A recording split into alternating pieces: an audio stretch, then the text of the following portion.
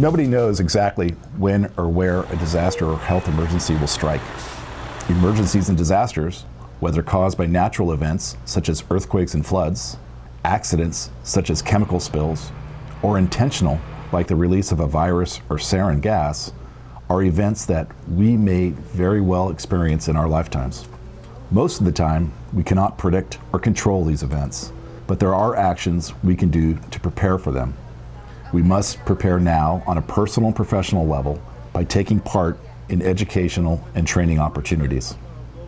This presentation will clarify the roles and responsibilities of disaster service workers. It will also provide resources to prepare yourself and your family before disaster. Finally, we will give you a better sense of how you fit into the overall emergency and disaster response effort in your community. In order to effectively perform our role as a disaster service worker, it is crucial to first ensure your safety and welfare and that of your family. You and your family should have a household emergency plan. Template plans can be found at socoemergency.org. Keep a supply for each person in your household of non-perishable food, water, first aid, and other supplies that will last for at least 3 days. It is also a good idea to keep a bag in your car with critical emergency items that you may need as you perform your duties as a disaster service worker, particularly if you are unable to return home for several days. This bag should contain, among other personal and emergency supply items, a change of comfortable clothes and shoes, as well as necessary medications. Finally, inform your family that you may be required to report to work in a declared emergency. As a county employee, I like to talk to my family about my disaster service worker responsibility. When I do, there's a few things in particular I like to discuss. One is for my family to understand what my responsibility to the community is, which means having to leave on short notice and thus having a plan and how we as a family will manage is critical. We have also been working on gathering supplies, creating lists of items we need to grab on short notice, and knowing which neighbors and nearby extended family to check on before leaving the neighborhood. One of the things we have learned with power shutoff events is to have a generous supply of batteries as well as flashlights and headlamps in a central location. We have everything together in the garage, including blankets, food, flashlights, phone chargers, and a radio. We find that in a disaster, you don't pull out a manual, although a manual is included with our supply kit.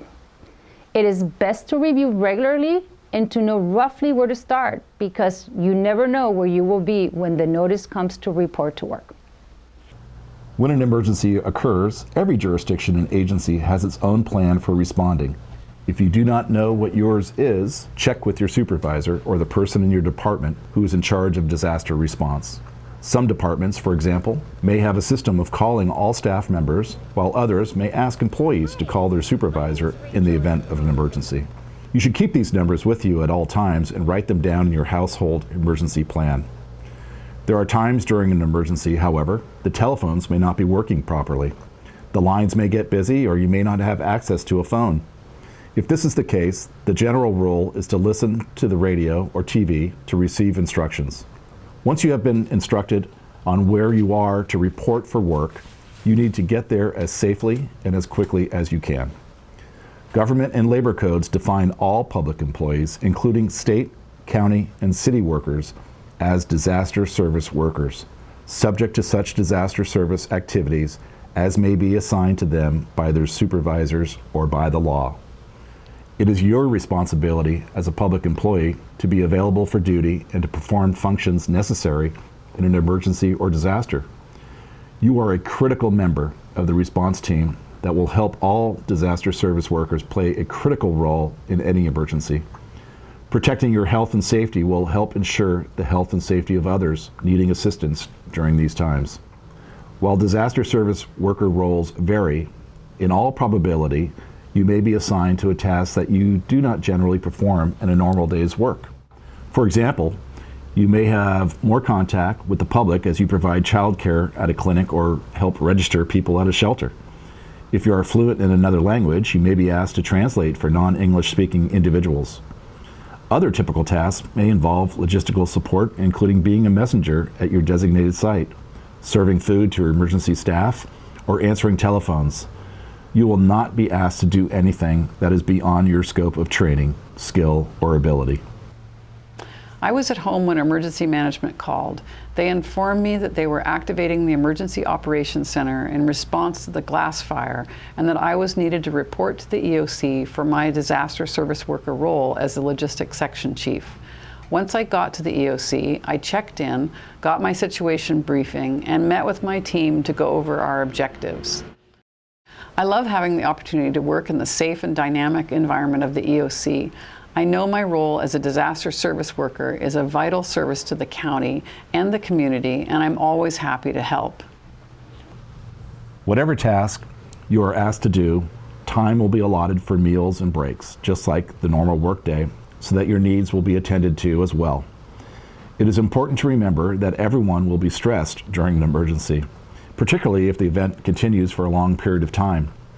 At the beginning of an event, you may be full of energy and a desire to help in any way you can. As the event continues to unfold, you may begin to feel exhausted and find it increasingly difficult to perform your job.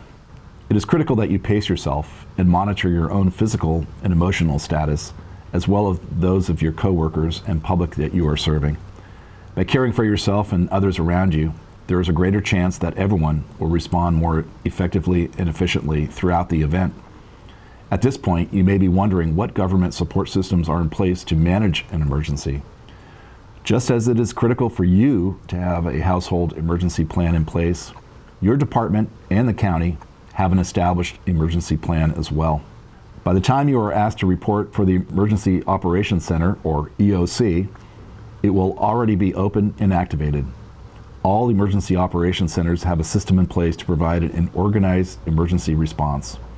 In California, we have what is known as the Standardized Emergency Management System, or SEMS, S-E-M-S. Utilizing the system provides a structured and coordinated response to emergencies and provides a common language for all first responders, including fire, law enforcement, and health providers. Use of SEMS also permits local government agencies to receive reimbursement for response-related activities and personnel costs under certain disaster conditions, such as when the governor or the president declare a proclamation of emergency or disaster. If you do report for work during an emergency, your diligence and record keeping, such as consistently signing in and signing out, is critical to recouping these costs. Furthermore, letting your supervisor know your whereabouts will help locate you in case you are needed for personal or job-related matters.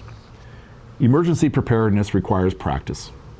Participation in drills, exercises, and training increases the likelihood that you or your response teams will be best prepared to respond when an actual event does occur.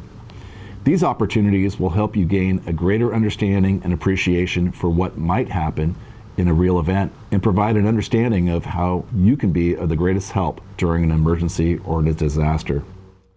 Your work as a disaster service worker is critical to the response and recovery of our community. The more prepared you are, the more your family and community will benefit from your response. Thank you for being a vital part of disaster response in Sonoma County.